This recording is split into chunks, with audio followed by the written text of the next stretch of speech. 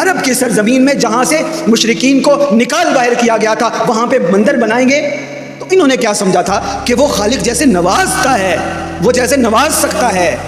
उन्होंने क्या समझा था कि वो किसी काम पे चला गया है, वो आराम करने चला गया है। ला ताखुज़ुहु सिनतुन वला नौम, उसको कोई नींद नहीं आती, कोई ऊँघ नहीं आती, वो इसी कायनात के इंतजाम को चलाने में लगा रहता है।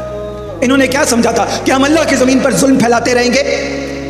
मोहम्मद रसूलुल्लाह सल्लल्लाहु अलैहि वसल्लम मस्जिद अक्सा की तरफ रुख करके नमाज अदा फरमाते हैं। तो इन्होंने क्या समझा था, हम उस मस्जिद अक्सा से बेवफाई करेंगे, यहूदी उसको गिराना चाहेंगे, तो हम अपने कारोबार और अपने बॉर्डर और अपने बिजनेस और अपने प्लाजे सीधे करने के चक्रों में लगे रहेंगे। तो इन्होंने क्या समझा था, जो ज़मीन से ख़जाने निकाल कर दे सकता है, उन्होंने क्या समझा था कि वो खालिक इसका ज़मीन को हिला नहीं सकता कि तुम इसके अंदर धंसा दिए जाओ।